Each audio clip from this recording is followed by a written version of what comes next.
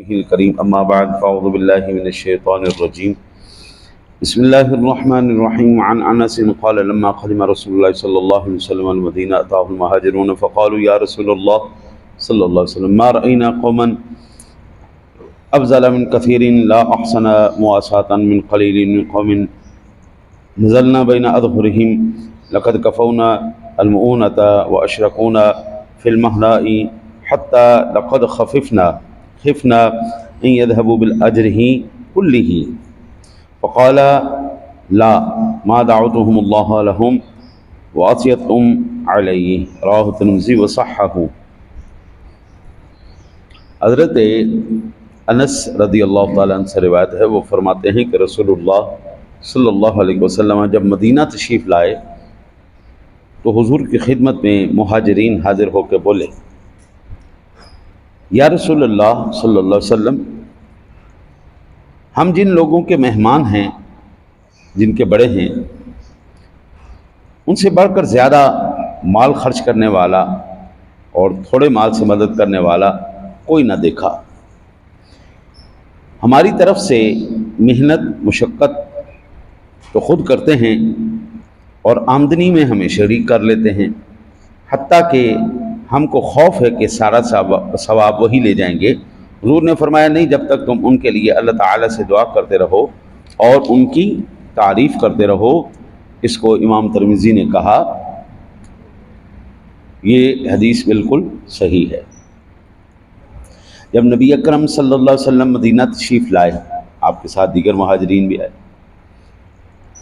ہجرت کا اگر آپ نے منظر دیکھنا ہو تو اپنے کسی بڑے بزرگ سے، جو دادا دادی جنہوں نے انڈیا سے ہجرت کی ہے، آپ ان سے ذرا پوچھئے گا کہ جب آپ مہاجر بن کے آئے تھے، آپ نے ہجرت کی تھی، اس وقت آپ کی کیا کیفیت تھی۔ الا ماشاء اللہ کوئی دوران ہجرت صحیح سالم اپنے مال کے ساتھ، اپنی جان کے ساتھ پاکستان میں پہنچا ہو، ورنہ راستے میں ان کے مال لوٹ لیے گئے، شہید کر دیا گیا۔ 28 لاکھ جانوں کی قربانی اس پاکستان کی جڑوں میں ہے، 28 لاکھ معصوموں کے خون۔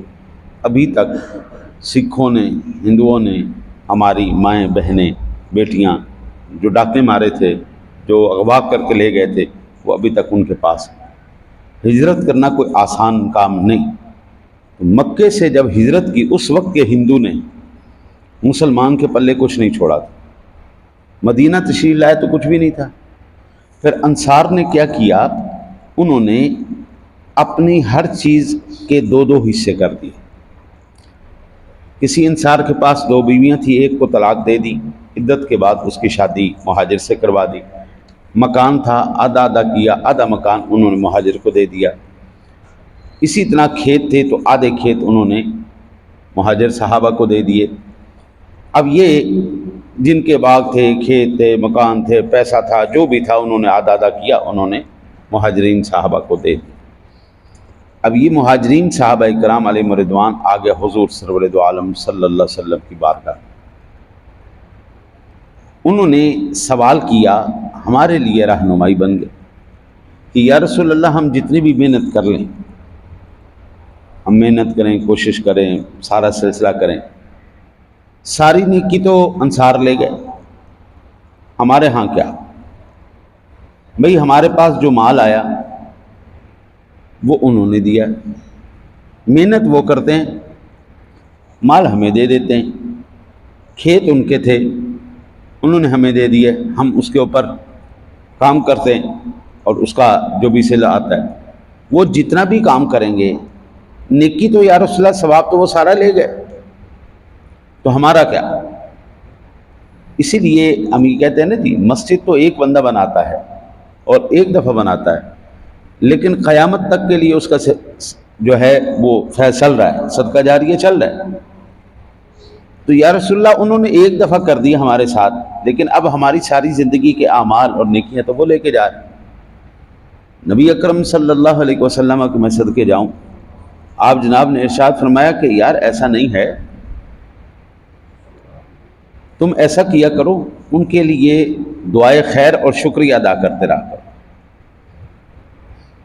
تم دعا کر دیا کرو، ان کے لیے دعا کر دیا، دعائے خیر کر دیا کرو، ان کا شکریہ ادا کر دیا کرو، ان کے بھلے کی بات کر دیا کرو، اللہ تعالیٰ تمہیں بھی اس کا اجر عطا فرمائے گا۔ اس دنیا میں سب سے کمتر آدمی، ایک تنکے کے برابر جس کی عزت نہیں ہے، وہ ناشکرا ہے، اپنے محسن کا احسان نہ ماننے والا۔ ابھی آپ اندازہ کیجئے ہم نیکی تو کیا کریں گے جو فی زمانہ چل رہا ہے، الا ماشاء اللہ جن کی ماں باپ نے اچھی تربیت کی ہے، فی زمانہ ہم نیکی کیا کریں گے؟ میں اب آپ کو جو میں نے عینی مشاہدہ ہے، مسجد میں تشریف لاتے ہیں، ضرورت ہے آپ پنکھا چلائیے، ضرورت ہے آپ چلائیے، اچھا کھڑے ایک پنکھے کے نیچے ہونا ہے، چلا دو دینے، کھڑا ایک پنکھے کے نیچے ہونا ہے، چلائیں گے دو۔ اللہ کے نیک بندے، مسجد اللہ کا گھر ہے، جتنا ثواب ہے یہاں پر اتنی ہی زیادہ سخت سزا بھی ہے یہاں پہ۔ اچھا پھر چلا لیا آپ نے، ٹھیک ہے، پھر لائٹ بھی چل گئی، پنکھا بھی چل گیا، پھر جاتی دفعہ بند نہیں کر رہے، آپ کی ضرورت تھی آپ نے پوری کی، اچھی بات ہے آپ کریں، یہ ہے اس لیے، لیکن بابو ضائع کرنا تو شیطان کے بھائی ہیں۔ ان المبذرین کانوا اخوان الشیاطین وکان الشیطان لربہ کفورا۔ آپ اندازہ کیجئے کہ جاتی مرتبہ بند نہیں کریں گے۔ ابھی بھی آپ دیکھیں وہاں پہ کوئی نہیں بیٹھا ہوا، پنکھا چل رہا ہے، ادھر کوئی نہیں بیٹھا ہوا ہے لیکن وہ پنکھا چل رہا ہے۔ یہ کیا ہے؟ یہ بجلی پہ نہیں چل رہا، بجلی بھی چل رہا ہے نا، بجلی کو ابھی یہ میرے پاس بل پڑے ہوئے ہیں، ایک 42,000 ہے، ایک 73,000 ہے، کتنا بل آیا ہے؟ 1,00,000 روپے کے قریب، 1,00,000 روپے سے زیادہ۔ حصہ تو نہیں ڈالا لیکن نقصان کیا۔ ضرورت ہے استعمال کرو، اچھی بات ہے آپ لوگوں کے لیے۔ اچھا ٹوٹیاں لگائیں گے، ڈبل ٹوٹی ہے، اس کا منہ بڑا ہے، وضو کرتے ہوئے نا یہ نہیں کہ مناسب مقدار میں پانی کھول کر کے اس سے وضو کیا جائے، فل کھولیں گے جب تک پورا پریشر سے پانی بھر نہ آ رہا ہو نا جی، وضو نہیں ہوتا، تسلی نہیں ہوتی۔ اچھا اب یہ آپ نیکی کر رہے ہیں یا اپنے گڑے عذاب ڈال رہے ہیں؟ مسجد میں بری بات کرنا، مسجد کی چیز ضائع کرنا، مسجد کا نقصان کرنا، یہ ڈبل جرم ہے۔ عام روٹین کے بارے میں اللہ ارشاد فرماتا ہے ان المبذرین کانوا اخوان الشیاطین، یہ جو فضول خرچ لوگ ہیں یہ شیطان کے بھائی ہیں۔ وکان الشیطان لربہ کفورا، اور شیطان وہ ہے جو تیرے رب کا انکار کرنے والا ہے، رب کا منکر۔ ابھی آپ یہاں سے اندازہ کیجئے، پانی ہو، بجلی ہو، پنکھا ہو، کوئی بھی چیز ہو، نہ بھائی نہ ہمارا احساس، الا ماشاء اللہ وہ بڑے خوش نصیب لوگ ہیں جنہوں ہم جن کو دیکھ چکے ہیں، جو چلے گئے اب، یا کچھ بچ گئے دانے تو بڑے کم بچ گئے، جو اپنے مال کو اللہ کی امانت سمجھتے ہیں، کسی کی چیز کو اللہ کی امانت سمجھتے ہیں کہ میرے پاس یہ اللہ کی امانت ہے، میں نے کل حشر میں اللہ کی بارگاہ میں جواب دہ ہونا ہے، تو یہ نہ ہو کہ میری ذات کی وجہ سے کسی کو نقصان ہو۔ یہ بڑے بڑے کم لوگ رہ گئے، ورنہ کہتے ہیں چھوٹو جی مسیت ہے نا، لکھاں روپے آ رہے ہیں، لکھاں روپے آ رہے ہیں، لگ رہے ہیں، اسی تو استعمال کریں گے۔ اب یہ آقا جی نے کیا فرمایا؟ اگر کوئی نیکی کرتا ہے، تیرے پاس ہمت ہے نا جواب دینے کی، تو اس سے بڑھ کے نیکی کر۔ نہیں کر سکتا تو دو کام کر، شکریہ ادا کر، دعائے خیر کر، دعائے خیر کر، شکریہ ادا کر، اللہ تجھے اس کا صلہ عطا فرمائے۔ آپ یہ اندازہ کریں، ہم نے جب اساتذہ سے پڑھا ہے نا جی، ہم نے جب اساتذہ سے پڑھا، انہوں نے کون سی پھینٹی نہیں لگائی، ہر قسم کی پھینٹی ہم نے کھائی، ڈنڈوں سے ہم نے کھائی، پائپوں سے ہم نے کھائی، جوتوں سے ہم نے کھائی، تھپڑوں سے ہم نے کھائی، مکے ہم نے کھائے، ہر قسم کی پھینٹی کھائی۔ مجھے یاد ہے میں ایک دفعہ نا استاد جی کی شکایت لے کے گیا، مجھے ڈنڈے پڑے اور میری یہ انگلیاں جو تھیں ان کے پورے اڑ گئے، خون سے ایسے میرے ہاتھ نیچے تھے۔ میں نے جا کے امی کو دکھایا، میں امی یہ دیکھو استاد جی نے ڈنڈے مارے، میری انگلیاں ساری لہو لہان ہو گئی۔ تو میری ماں نے میرے منہ پہ ایسا کرارا تھپڑ مارا، میں اڑ کے جناب دیوار پہ لگا۔ استاد کی شکایت لگاتا ہے، بغیرت آدمی، شرم نہیں آتی تجھے؟ وہ تیرے باپ سے زیادہ جو ہے نا جی وہ تیرا بھلا سوچنے والا۔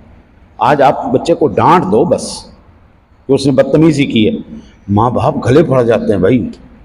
تو پھر بابو ہماری تہذیب میں، ہماری تربیت میں اور اپنے بچوں کی تربیت میں آپ دیکھ لیں کیا فرق ہے. آپ یہ دیکھ لیں.